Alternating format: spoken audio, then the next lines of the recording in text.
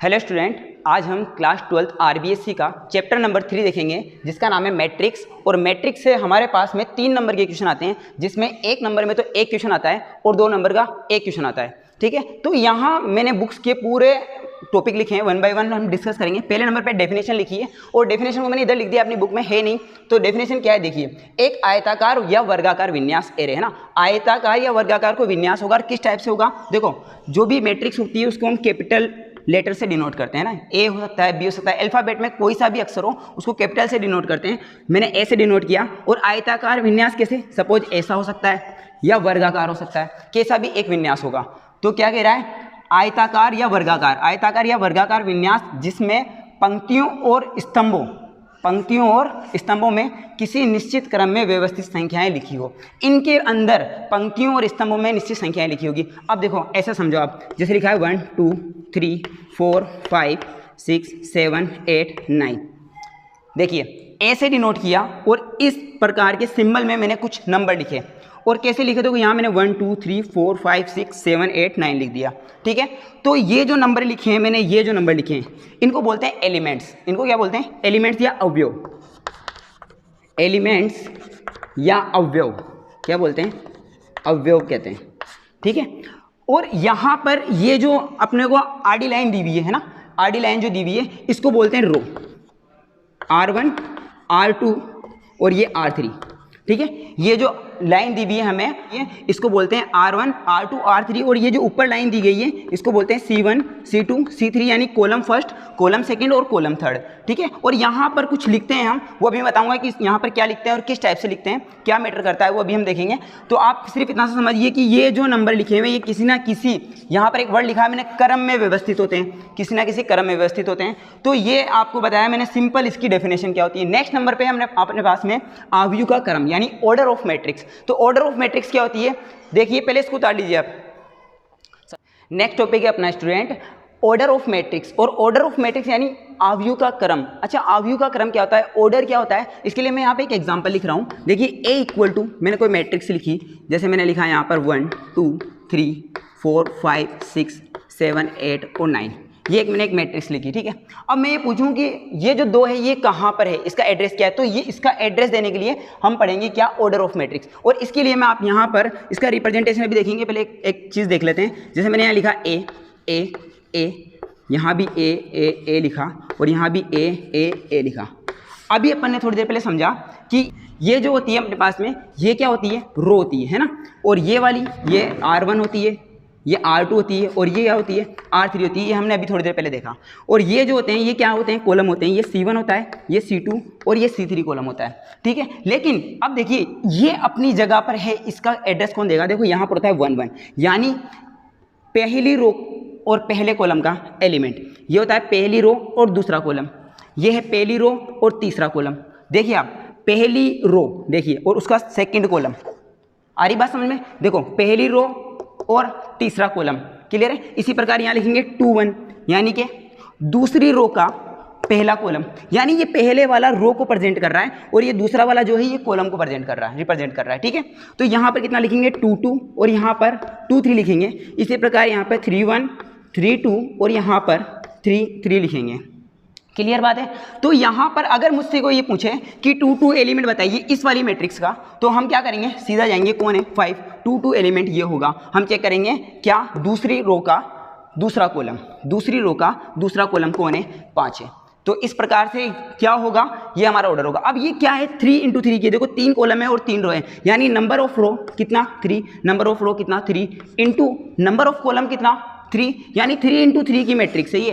Clear है। तो number of जो रो है उसको हम लिखते हैं m से और नंबर ऑफ जो कॉलम है उसको लिखते हैं हम n से, यानी ये m × n की मैट्रिक्स है। अगर हमारे पास ये नहीं होता, हमें यहाँ पे m की वैल्यू कितनी है 3 और यहाँ n की वैल्यू कितनी है हमारे पास में 3 है, यानी ये 3 × 3 की मैट्रिक्स है। अब मैट्रिक्स के भी बहुत सारे टाइप हैं, यहाँ पर हमने टाइप्स ऑफ मैट्रिक्स लिखी है। इसके बहुत सारे टाइप्स हैं। पहला है रो मैट्रिक्स, दूसरा है कॉलम मैट्रिक्स, तीसरा जीरो मैट्रिक्स को नल मैट्रिक्स भी कहते हैं, चौथा है स्क्वायर मैट्रिक्स। अब स्क्वायर मैट्रिक्स के बहुत सारे पार्ट हैं, तो अब एक एक डिस्कस करते हैं। सबसे पहले लिखा हुआ है रो मैट्रिक्स। तो रो मैट्रिक्स क्या होती है यहाँ बता देता हूँ मैं, जिसके अंदर में ओनली एक रो हो। देखो पहली बात तो आपके पास बुक होनी चाहिए, आप बुक निकाल लीजिए, ये सारे टॉपिक कैसे कैसे लिखे हुए हैं, वहाँ 1 रो की डेफिनेशन लिखी हुई है। मैं पूरी डेफिनेशन यहाँ नहीं लिखूंगा, लेकिन आपको एक बात बता रहा हूँ कि रो मैट्रिक्स क्या होती है ना, पंक्ति मैट्रिक्स, जिसके अंदर में एक पंक्ति हो, एक रो हो। जैसे मैंने लिखा A इक्वल टू, लिख दिया 1 2 3, तो ये रो मैट्रिक्स है, इसके अंदर में एक ही रो है, कॉलम कितने भी हो सकते हैं, रो कितनी होगी, एक रो होगी। और यहाँ पर दूसरा लिखा हुआ है कॉलम मैट्रिक्स।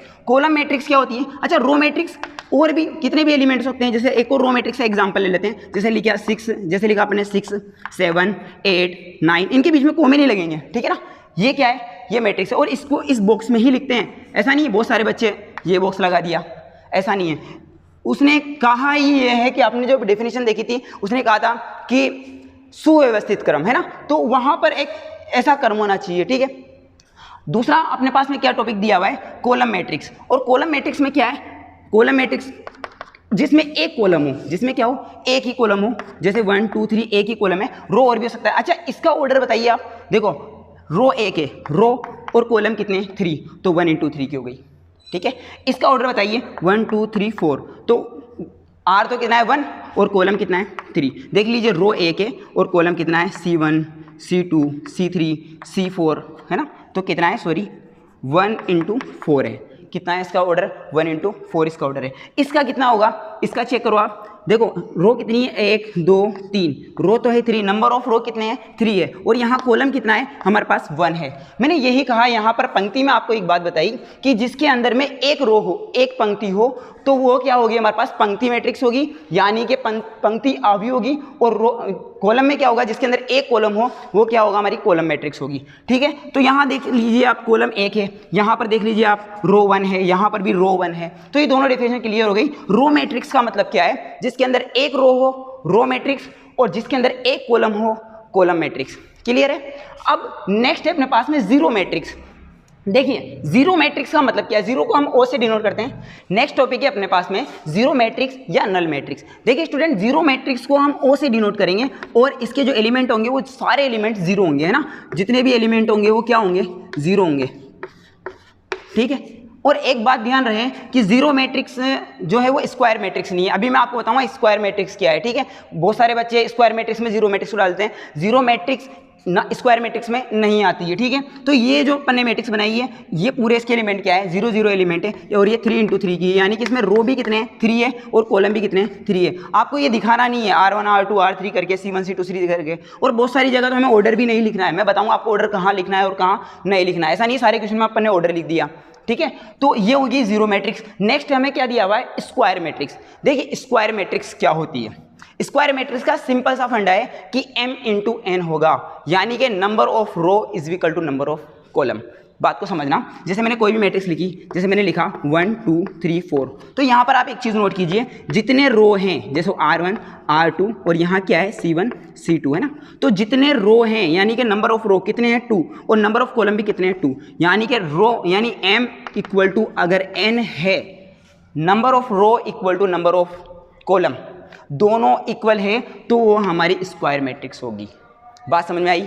स्क्वायर मैट्रिक्स के लिए क्या कहा मैंने कि जितने भी रो हैं और जितने भी नंबर ऑफ रो हैं और जितने भी नंबर ऑफ कॉलम है वो इक्वल होंगे, तो वो कौन सी मैट्रिक्स होगी, अपनी स्क्वायर मैट्रिक्स होगी। अब स्क्वायर मैट्रिक्स में ऐसा भी हो सकता है कि 3 × 3 की हो, कितने की भी हो सकती है, और अकेला एक एलिमेंट भी हो सकता है, ये भी स्क्वायर मैट्रिक्स है। क्लियर है, बात समझ में आ रही है आपको, ठीक है। तो नेक्स्ट देखिए डायगोनल मैट्रिक्स। अच्छा स्क्वायर मैट्रिक्स के भी बहुत सारे पार्ट हैं और अभी अपन उनको डिस्कस करेंगे। सबसे पहले डायगोनल मैट्रिक्स देख लेते हैं, विकर्ण अवयव क्या होता है, ठीक है। नेक्स्ट है स्टूडेंट हमारे पास में डायगोनल मैट्रिक्स यानी विकर्ण अवयव। देखिए डायगोनल मैट्रिक्स पढ़ने से पहले हमें ये देखना होगा कि जो मैट्रिक्स होती है उसको रिप्रेजेंट कैसे करते हैं, ठीक है। तो हम सबसे पहले ये देखेंगे कि जनरल रिप्रेजेंटेशन है क्या किसी भी मैट्रिक्स का, ठीक है। तो यहाँ मैं लिख रहा हूँ एक इक्वल में कि कोई मैट्रिक्स है, थोड़ा बड़ा करना पड़ेगा, ठीक है। जैसे यहाँ लिखा मैंने A11 A12 A13 है ना, तो अब 2 यहाँ पर कुछ AN हुआ होगा। देखो 1 तो कांस्टेंट चल रहा है अपना, ठीक है, और क्या बढ़ रहा है अपने पास, कॉलम बढ़ रहे हैं। देखो रो तो कांस्टेंट है, ये रो है, ये क्या कॉलम है 1 2 3, तो ये n कॉलम, ऐसा फील करो आप, ठीक है। तो ये अपन ने ऐसा बना लिया। यहाँ पर कुछ इस प्रकार से देखो 21 A22 A23 and so on, क्या चला होगा A2n चला होगा। क्लियर है, ये बात समझ में आ रही है। तो इसी प्रकार देखो यहाँ नीचे भी चल रहा होगा ना, A12 चला है, यहाँ क्या चला A21, अगली स्टेप में क्या आएगा A31 आएगा, फिर A41 आएगा, इसी प्रकार आएगा ना। तो यहाँ पर कुछ देखो 1 2 ये बढ़ रहा है, क्या बढ़ रहा है, रो बढ़ रहा है, तो m रो बोल दूँ मैं इसको। हमने पढ़ा था, क्या पढ़ा था हमने कि रो m है और कॉलम क्या है n है, नंबर ऑफ कॉलम n है और नंबर ऑफ रो क्या है हमारे पास में n है। तो यहाँ पर क्या लिखा हमने AM1, देख लीजिए आप 1 1 2 1, फिर क्या आएगा 3 1, तो यहाँ पर क्या आएगा M1। क्लियर है। ठीक इसी प्रकार ये भी चलेगा, तो ये कैसे चलेगा, देखिए ये M2 चलेगा। ठीक इसी प्रकार अगर मैं यूँ चलाता हूँ तो यहाँ पर क्या आएगा AMN आएगा।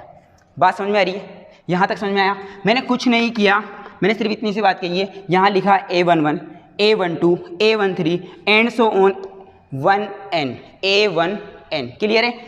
इसी प्रकार मैंने नीचे चलाया तो यहाँ पे मैंने लिख दिया M1 AM1। ठीक है। तो अच्छा एक बात बताइए, इससे पहले भी तो कोई नंबर आया होगा, ठीक है, तो मैं उस नंबर को सपोज वो यहाँ पर है A1J आया, आप ये मान लीजिए इससे पहले कोई नंबर है वो क्या हुआ A1J हुआ। ठीक इसी प्रकार ये AM1 से पहले भी यहाँ पर कोई नंबर आया होगा और वो क्या आया होगा, वो हमारे पास में आया होगा AI1।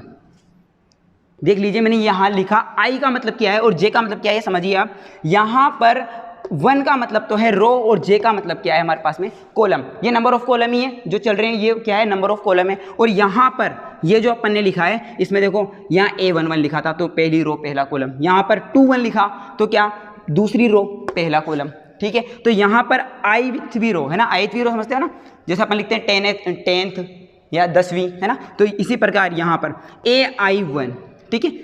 तो ये आया। अच्छा देखो ये दोनों यहाँ पर आकर के जब मिलेंगे तो यहाँ पर एक पॉइंट बनेगा AIJ, और यही इंपॉर्टेंट है, यही समझाने के लिए मैंने इतनी सारी आपके साथ में ना इतनी बकवास की है। ठीक है। तो यहाँ मैं सिंपल इसको किसको जनरल रिप्रेजेंटेशन को एक शॉर्ट फॉर्म में लिख सकता हूँ A = AIJ ब्रैकेट लगा के M × N, और यही हमें मैट्रिक्स का फॉर्मेट है कि A = AIJ M × N। ये हमारी मैट्रिक्स की फॉर्मेट है जो हमने इससे प्राप्त की है। ठीक है। अब हम समझेंगे डायगोनल मैट्रिक्स, क्योंकि इसकी जरूरत पड़ेगी हमें इसके अंदर में। तो देखिए नेक्स्ट टॉपिक अपना डायगोनल मैट्रिक्स, इसे रफ कर देता हूं मैं। देखिए स्टूडेंट डायगोनल मैट्रिक्स क्या होती है। डायगोनल मैट्रिक्स के लिए मैं एक बात कहूंगा, जैसे मैंने लिखा A = कोई मैट्रिक्स है, ठीक है, और जैसे मैंने लिखा 1 2 3 और बाकी सारे एलिमेंट को मैंने 0 कर दिया। देखिए बाकी सारे एलिमेंट्स को मैंने क्या करा 0 कर दिया। मैंने एक जो विकर्ण था उसे छोड़ा और उसके अलावा उसके ऊपर के जितने भी एलिमेंट्स थे उनको 0 कर दिया। इसके नीचे जितने भी एलिमेंट्स थे उन्हें मैंने क्या किया 0 कर दिया।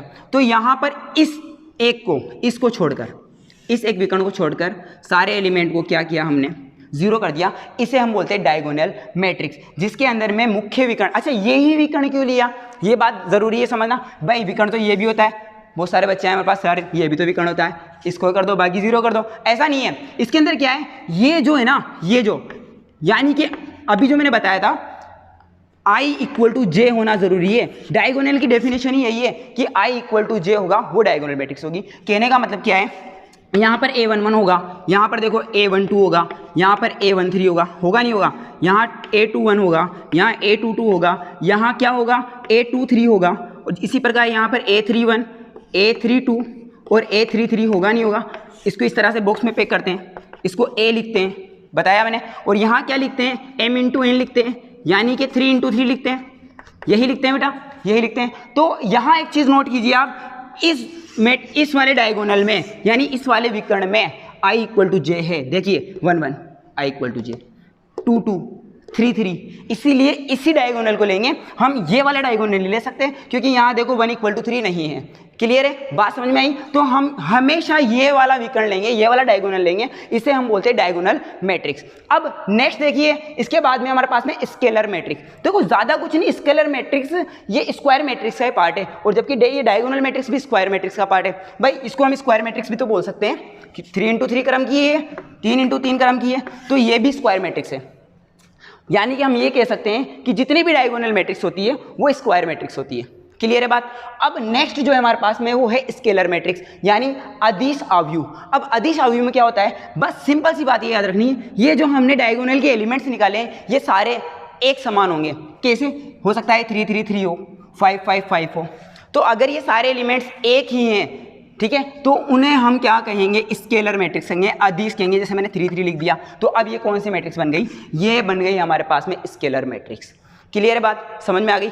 और इसी प्रकार देखो 1 1 को छोड़ करके, 1 1 को छोड़ के, अभी मैं आपको और डिटेल से बताऊंगा इस चीज़ को, पहले इस चीज़ को समझिए। अगर यहाँ 1 1 और 1 लिख देता हूँ मैं, तो फिर भाई ये बन गई आइडेंटिटी मैट्रिक्स, यानी इकाई अवयव।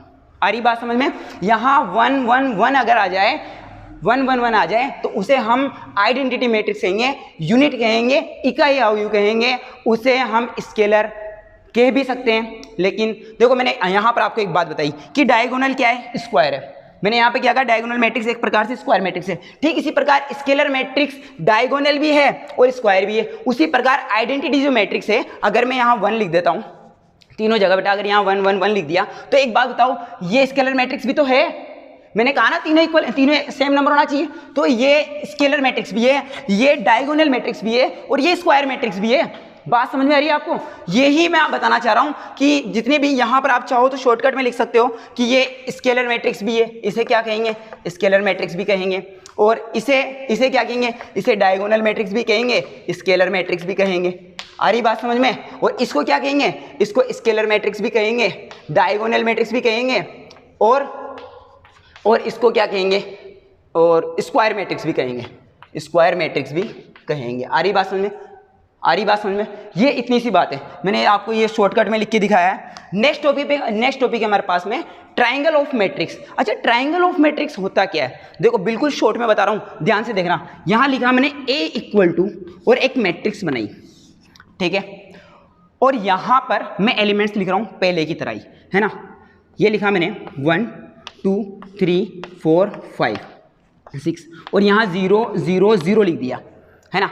तो एक चीज़ देखिए, वापस मैं वो मुख्य विकर्ण की बात कर रहा हूँ। ये मैंने डायगोनल लिया, एक विकर्ण लिया, इस विकर्ण के ऊपर के सारे एलिमेंट 0 हैं, या इस विकर्ण के नीचे जितने भी एलिमेंट है वो उनमें से कोई भी 0 नहीं है, तो इसको हम बोलते हैं डायगोनल मैट्रिक्स। और इसके भी 2 पार्ट हैं, इसको क्या बोलते हैं, ट्राइंगल मैट्रिक्स, है ना। अच्छा, ट्राइंगल मैट्रिक्स के भी हमारे पास में 2 पार्ट है, अपर ट्राइंगल और लोअर ट्राइंगल। तो देखिए यहाँ पर जो ट्राइंगल बन रहा है वो नीचे बन रहा है, बन रहा है नहीं बन रहा, तो इसको बोलते हैं लोअर ट्राइंगल। और अपर ट्राइंगल क्या होता है, जैसे मैंने A इक्वल टू लिखा और मैंने कोई मैट्रिक्स बनाई, ठीक है, और 1 2 3 4 5 6 लिखा, और बाकी ये है मैंने क्या कर दिए, 0 कर दिए। तो आप एक चीज़ को नोट कीजिए, ये देखो, ये एक ट्राइंगल बन रहा है ऊपर, तो इसको बोलेंगे अपर ट्राइंगल, और इसको क्या बोलते हैं, लोअर ट्राइंगल। यानी कि ट्राइंगल मैट्रिक्स के भी 2 पार्ट है, अपर ट्राइंगल मैट्रिक्स और लोअर ट्राइंगल मैट्रिक्स। क्लियर है, ये हमारा इंट्रो चुका था। अब क्वेश्चन किस टाइप के आते हैं वो हम देखते हैं। देखिए स्टूडेंट, एग्जाम्पल नंबर 2 क्या कह रहा है अपना, कह रहा है कि एक 2 into 3 क्रम की अवयव बनानी है हमें, है ना, लिखनी है, जिसके लिए जो अवयव है वो इस नियम से बंधित है। बात को समझना, इस नियम से हमारे अवयव निकलेंगे, और हमें किस क्रम की बनानी है, 2 into 3 क्रम की बनानी है। यानी कि 2 तो हमें रो लेनी है और 3 हमें कॉलम लेने हैं। भाई 2 into 3 का मतलब बात समझ में आई, ये ऑर्डर दिया है हमें, क्रम दिया है, तो 2 तो हमें कितना, R तो हमें कितना लेना, 2। यानी कि देखिए यहाँ पर सिंपल सी बात मैं बताता हूँ आपको, I इक्वल टू हमें 1 और 2 लेना है, और J इक्वल टू हमें कितना लेना है, 1 2 3 लेना है। याद भी नहीं रहे तो छोड़ो, आपको एक शॉर्ट ट्रिक बताता हूँ, है ना। देखिए A इक्वल टू सबसे पहले आपको ये लिखना है, 2 into 3 क्रम की बनानी है, तो A11 A12, देखिए 1 2 3 तक चलेंगे, A13, फिर लिखेंगे A21 A22 A23, और इसको बंद कर देंगे। देखिए यहाँ पर जो ऑर्डर आया है 2 3 वही ये है, और यहीं पे हम उसे भी लिखेंगे, यानी 2 3 क्रम की ये हमारे पास क्या बनी, मैट्रिक्स। और अब हमें प्रत्येक एलिमेंट की वैल्यू निकालनी है, यानी A11 क्या होगा वो निकालना है, A12 कितना होगा वो निकालना है, A13 क्या होगा हमें वो निकालना है, और उन सबकी वैल्यूज़ को यहाँ पुट करना है, और ये मैट्रिक्स हमें निकालनी है। उसने यही कहा है कि AIJ निकालिए जो किस प्रकार के हो, जिसके अवयव इस टाइप के हो। यानी कि हम यहाँ ये वैल्यू निकालने के लिए I इक्वल टू 1 और J इक्वल टू 1 रखेंगे। बात समझ में आ रही है, क्या करेंगे, A11 निकालना है। देखिए A11 निकालने के लिए इसमें वैल्यू रखेंगे, तो देखिए A11 यहाँ 1 रखा, I की जगह J की जगह 1 रखा, तो यहाँ भी I की जगह 1 और J की जगह 1 रखूँगा, ठीक है। तो कितना लिखेंगे, 2 + 1 इक्वल टू 3, यानी A11 कितना आया, 3 आ गया। ठीक इसी प्रकार A12 निकालेंगे, तो I की जगह क्या आ रहा है, 1, और J की जगह कितना आ रहा है, 2 आ रहा है, तो रखेंगे हम यहाँ पर I की जगह 1 और J की जगह 2 रखेंगे। तो देखिए ये 2 है, I की जगह 1 रख रहा हूँ, रख के दिखा देता हूँ, पहले वाले में नहीं दिखाया, ठीक है।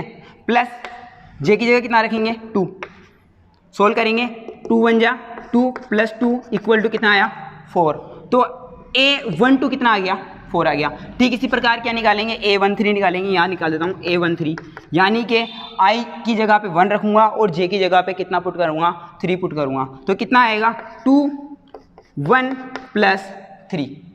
क्लियर है, सोल्व करते हैं, 2 एकम 2 प्लस 3 इक्वल टू कितने हो गए 5, यानी A13 इक्वल टू कितना आ गया अपने पास में 5 आ गया। ठीक इसी प्रकार हम ये वाला निकालेंगे A21, अब I की जगह कितना आ गया 2, कंपेयर कीजिए आप AI J से कंपेयर कीजिए, I इक्वल टू 1 आया, J इक्वल टू 1 आया। क्लियर है, अब वैल्यू पुट करेंगे यहाँ पर 2 2 प्लस 1, इसको सॉल्व करेंगे कितना आएगा 4 प्लस 1 इक्वल टू 5, यानी A21 कितना आ गया 5 आ गया। ठीक इसी प्रकार हम क्या निकालेंगे A22 निकालेंगे, A22 यानी कि I की जगह 2 पुट करेंगे और J की जगह भी क्या पुट करेंगे हम 2 पुट अप करेंगे, तो यहाँ कितना होगा 4 प्लस 2 इक्वल टू कितना आएगा 6 आ जाएगा। ये अपना एलिमेंट क्या निकला 2 2 निकल गया। इसी प्रकार हम 2 3 निकालेंगे, तो यहाँ देख लीजिए A23 वापस कंपेयर करेंगे किससे AI J से, I की वैल्यू 2 है, J की वैल्यू 3 है, यहाँ पुट करेंगे, देखिए कैसे करेंगे 2 I की जगह कितना रखेंगे 2 रखेंगे, क्लियर है, और J की जगह कितना रखेंगे 3 पुट करेंगे, तो ये प्लस J की जगह 3 रखा, तो 2 दूनी 4 प्लस 3 4 3 7, और ये किसकी वैल्यू आ गई A23 की वैल्यू आ गई। हमें कुछ नहीं करना, इसमें वैल्यूज रखनी है और हमारा ये आंसर आ गया, यानी A इक्वल टू, यहाँ वैल्यूज पुट कर रहा हूँ मैं, A इक्वल टू क्या मैट्रिक्स बनी, देखिए हमारे पास कैसी मैट्रिक्स बनी, हमें A11 कितना आया 3, यहाँ लिखेंगे हम 3, A11 की जगह कितना लिख दिया 3। नेक्स्ट A12 कितना हुआ 4, और A12 की जगह हम लिखेंगे 4। उसके बाद में A13 कितना आया 5, और A13 की जगह पर हम क्या लिखेंगे 5 लिखेंगे। क्लियर है, ठीक इसी प्रकार A21 देखिए दूसरा कॉलम पहली रो, एड्रेस पता चल रहा है ये एलिमेंट कहाँ होगा, ये एलिमेंट दूसरे रो में पहले कॉलम में होगा, दूसरी रो के पहले कॉलम में होगा, तो A22 की जगह हम क्या रखेंगे, A22 की जगह हम 5 रखेंगे, फिर 6 रखेंगे और फिर 7 रखेंगे, और ये क्या बन गई हमारी 2 रो और 3 कॉलम वाली मैट्रिक्स, यानी 2 × 3 की मैट्रिक्स। और उसने यही कहा था 2 3 क्रम की एक अवयव बनाइए जिसके जो अवयव हैं वो इस नियम से बंधित हैं। बात समझ में आ रही है, तो ये हमारा आंसर हुआ, ये हमने मैट्रिक्स। 1 नंबर में इसी टाइप का क्वेश्चन आता है, या फिर 2 मैट्रिक्स दे करके कंपेयर करके वैल्यू निकलवाता है, कोई वैल्यू गायब करके, और वो मैं अभी आपको बताऊंगा, वो प्रॉपर्टीज में हम पढ़ेंगे और इस टाइप से अपन क्वेश्चन करेंगे।